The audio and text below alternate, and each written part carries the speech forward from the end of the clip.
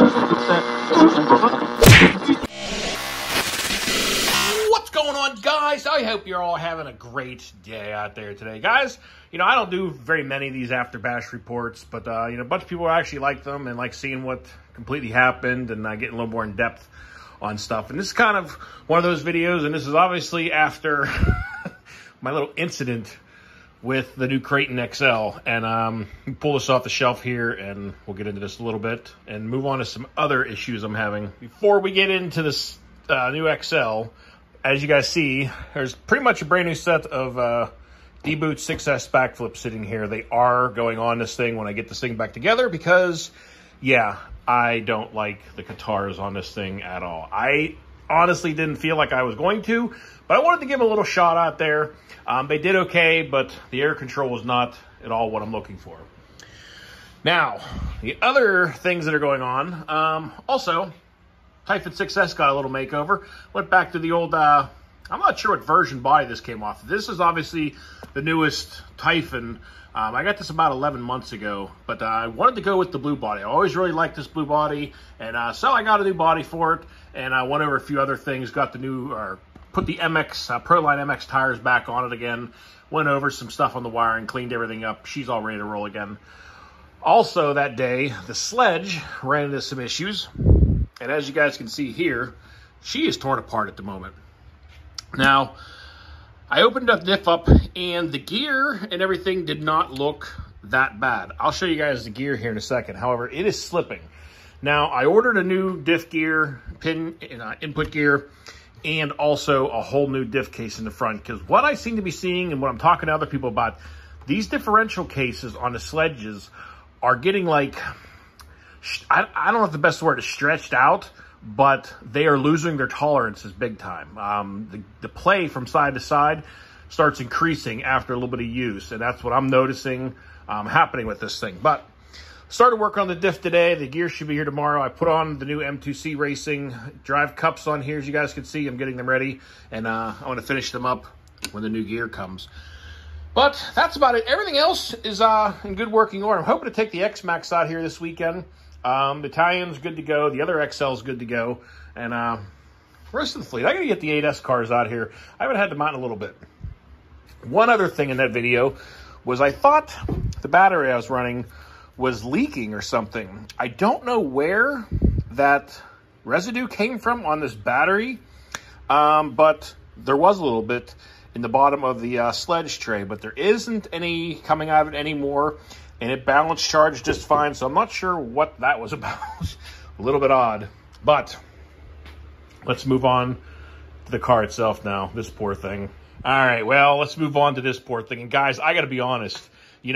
I beat the snot out of my cars pretty decently.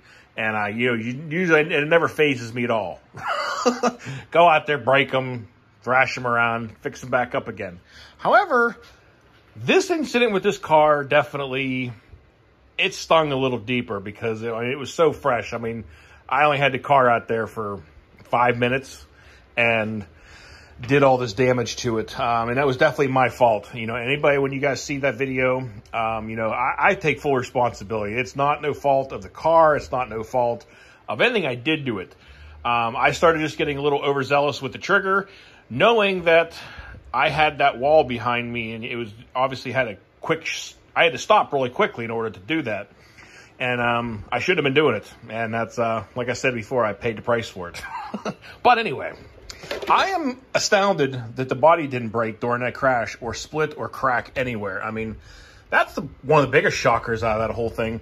The body posts, yes, are still attached to it because they ripped right out of the front shock tower. The screws are still in here. It just ripped them all out of there. So I ordered a new set of body posts for this thing, so I have some spares. I got a new set because, you can try to super glue them back in there and stuff, but they never hold right. So I just got a new set for a few dollars. I got a new set of body posts coming. I also ordered a new set of upper A-arms for it. I got the EXB upper A-arms. So those are going to go on here. I'm just going to replace both of them because this one doesn't have any damage, but this one, it ripped the threads right out of it. I mean, it's so weird. The way that thing took the impact right here on the chassis. And, I'm not sure how well all this shows up, but I mean, this chassis it got badly tweaked. But that impact, it's weird. And the other weird thing I noticed was how this top center brace did not manage to bend or break. I don't get it, guys. It's still straight as an arrow, but somehow it managed to bend the chassis that bad and completely rip the front chassis brace out of the mount. I mean, that's supposed to be in there. It completely ripped it right through the aluminum. And how this top center brace stayed intact is beyond me. I don't understand it. All right, so getting back to what's all broken and what I had to reorder. Like I said, obviously the A-arms, the body posts, another chassis. And I was looking for just this top plate. And when I was searching around Amazon, eBay, and different places, and Jenny's, honestly, for the price difference, I got a whole new assembly with the servo saver, the link, the steering links, all of it. The whole entire piece up here that bolts to the front diff case and all your steering. It was like $11 on eBay. Brand new one. Brand new EXB one. So I just ordered that. So I'm just going to change it up because, like I said, the screws are snapped off inside of the steering post on here. So I don't really want to have to struggle with getting those out of there. And I don't know until I opened all this up if it caused any other damage to anything. So I figured I got to tear all this apart anyway. I'm just going to change out the whole entire thing and slap it back on and be done with it. For $11, it's not worth fighting with it.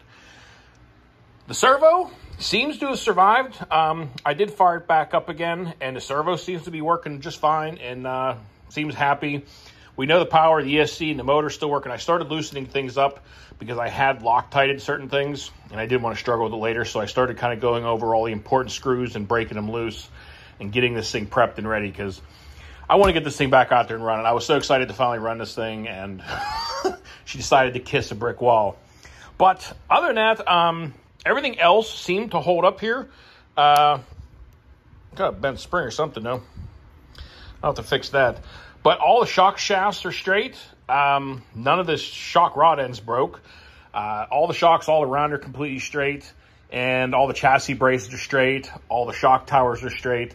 I mean, M2C, it definitely took one nasty hit. The video, guys, I looked at that video time and time again, and the video really doesn't do much justice on just how nasty this thing came into the wall. I mean, it was just a perfect storm between, it was almost wide open and flew directly into the wall and basically hit it like that. And the chassis just wrapped around that brick wall for a second, and that's why we have this. And everything has its limits on what it can take. So, things happen, and it's just unfortunate whenever things like this happen to a brand new build. It just makes it a little harder to swallow sometimes. But that is pretty much it. Like I said, the chassis was the worst part as far as the most expensive piece to have to change out after something like this. I got the chassis. This top piece was $11. I think the body posts were like $6 or $8 for a whole entire set, which I don't need all of them. And the A-arms were like, I think 11 or 12 bucks. So besides the chassis, not too expensive of a repair. But anyway, parts should be here probably the next 2 to 3 days, and we'll get this thing back together. I'm not going to do a rebuild video or anything. I just let you guys know we'll take it back out again and give her a rip. But this time she is going to have the D-Boots backflip tires on it. Everybody during this build has said, don't put those tires on her, put the D-Boots on her. And I know, I love these tires. You guys can see, I have them on pretty much everything. They're on the Italian, on the other Kraton XL, on my Sledge, on my Techno. These tires are awesome. They are great. Great traction, great air control, just enough ballooning. Always really dug those things. And I had to pull the side skirts off of this thing because the chassis being so buckled, they were bending these, and I didn't want to permanently warp them. But as you guys can see down there in that shot, you can see how twisted and bent the center of the chassis got, unfortunately. But, this is definitely no fault of the products. It's just, like I said, everything has its limits, and kissing a brick wall full speed is one of them. I'm just glad all the electronics survived, because had I lost, the motor ESC, that definitely would have been a little sad. Oh, also, I did bend the rear drive shaft, as you can see there. It's shaped like a banana. And that was the stock Kraton XL rear. I did order a new M2C Racing Beefcake rear drive shaft for this thing. So because the front one, and this is the one that comes with the Beefcake kit when you order it from M2C, it's straight as an arrow. It did not take any damage whatsoever. So definitely held up very nicely. But guys, anyway, she will be rebuilt. It's unfortunate, but hey, these things happen, you know.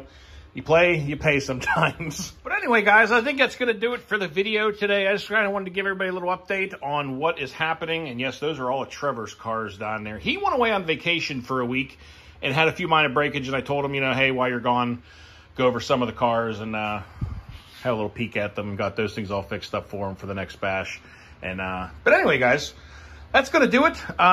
Also, if you guys have made it this far in the video, I'm thinking about starting to do some lives again, but I'm not going to do them in the same way I did before, because honestly, setting up down here and doing the repair videos, I know a lot of people like, but I've caught myself most of the times during these lives just sitting in the chat talking with everybody.